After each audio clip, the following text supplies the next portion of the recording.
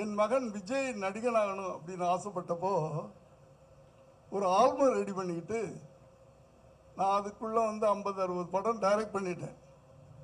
நான் அவரை இன்ட்ரடியூஸ் பண்ணணும்னு ஆசைப்படல. ஏதாவது நம்மளோட பெரிய டைரக்டர் விஜயை அறிமுகப்படுத்தினா நல்லா இருக்குமே அப்படின்னு ஒரு ஆல்பம் ரெடி பண்ணிக்கிட்டு முதல்ல போன இடம் பாரதி ராஜா ஆபீஸ். அப்படியேப்பட்ட ஒரு பெரிய இயக்குனரால் அறிமுகம் நல்லா இருக்குமே அப்படின்னு போய் காட்டினேன். என்னன்னா அவர் அப்போ பெரிய இயக்குனர், நான் சொல்றது 90s. அவர் பார்த்துட்டு ஏயா என்கிட்ட ஏன் பண்ணாத, நீ ஏன் பெரிய டைரக்டர் ஆச்சு, நீ பண்ணியா அப்படின்ட்டார். இல்லை உங்களால் பண்ண முடியுமா, அதை மறைமுகமாக சொல்கிறாரு. நான் பண்ண மாட்டேன், நீயே பண்ணிக்க அப்படின்ற மாதிரி மறைமுகமாக சொன்னார். பிறகு அதே மிஸ் ஆயிடுச்சு. ஒரு நண்பர்களாக ஒரே காலகட்டத்தில் இருந்த நாங்கள் 2 பேரும் ஏதாவது ஒரு விதத்தில் நான் அசிஸ்டண்டாக சேரணும்னு நினச்சேன், நடக்கலை. என் மகனை நடிக்க வைக்கணும்னு நினச்சேன், அது நடக்கலை. கடைசியில் பாருங்க, தங்கர் பச்சான் எங்கள் 2 பேரையும் சேர்ந்து நண்பர்களாக நடிக்க வைக்கிறேன்.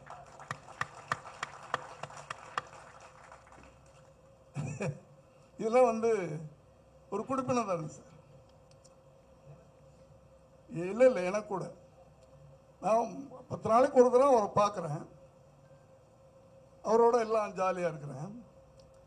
ஆனால் நாங்கள் 2 பேரும் சேர்ந்து தொழில் பண்ணதில்லை. இல்லை, தொழில் உங்கள் படத்தில் சேர்த்து பண்ணியிருக்கோம். இப்படி இந்த படத்தில் எனக்கு ஞாபகம் இன்னொரு நல்ல கேரக்டர் பண்ணியிருக்காரு கௌதம் வாசுதேவ் மேனன். அவர்கிட்டையும் ஆல்பம் எடுத்துக்கிட்டு போய் ஒரு தரம் வாய்ப்பு கேட்டேன் விஜய்க்காக. இன்னமும் நல்ல இயக்குநர்கள்லாம் வந்து ஆரம்பத்தில் விஜய் அது ஒரு விதத்தில் நல்லது. என் கையில் வந்ததுனால தான் கமர்ஷியல் ஹீரோவானார். அதுக்கு கடவுளுக்கு நன்றி சொல்லணும். இப்படி எல்லாமே வந்து கடவுள் வந்து ஒரு பிளான் பண்ணி தான் பண்ணுறாரு. அதே மாதிரி இந்த படத்துலையும் நடிக்க வச்சிருக்கிறாரு பெரிய இயக்குனர். இந்த படம் மாபெரும் வெற்றி அடையணும் அப்படின்னு சொல்லிட்டு எல்லாம் வர இறைவனை நான் வேண்டி கேட்டுக்கிறேன்.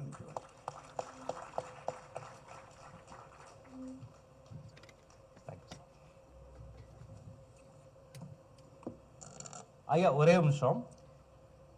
கருமேகங்கள் கலைகின்றன இந்த விழாவிற்கு வந்த ஒவ்வொரு சிறப்பு விருந்தினருக்கும் இயக்குனர் அவருடைய பாணியில ஒரு சின்ன அன்பளிப்பு தரணும், ஒரு அன்பு பரிசு தரணும்னு ஆசைப்படுறாரு. அதை என்ன இப்ப நம்ம பார்த்துருவோம்.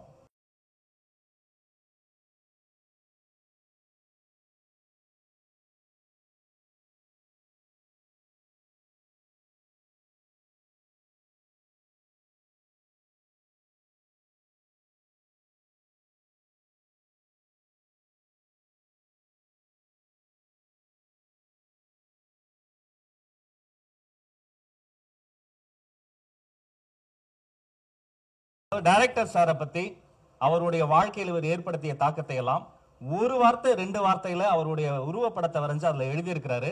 அதுல நம்ம டைரக்டர் எழுதியிருக்கிறாரு, எஸ்ஏசி ஐயா அவர்களின் படத்தை வரைந்து லட்சிய தந்தை என்று எழுதியிருக்கிறார்.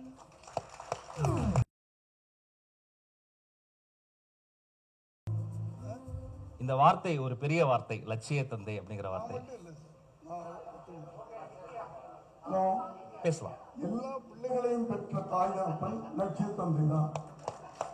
நான் என்ன மட்டும் சொல்லிக்க முடியாது, சொல்லிக்க கூட முதல்ல தெரிஞ்சுக்கணும். நீங்க கூட உங்க பிள்ளைங்க லட்சிய தந்தை. ஆஹா, புரியுதா? சரிங்க. அந்த லட்சியம் இல்லைன்னா நம்ம பிள்ளைங்க முன்னாடி வர முடியாது. எல்லா தந்தைக்குமே லட்சியம் இருக்கு. அதனால எல்லாருமே லட்சிய தந்தையாக இருக்கணும்னு ஆசைப்படுறேன். ரொம்ப நன்றிங்க, ரொம்ப நன்றி.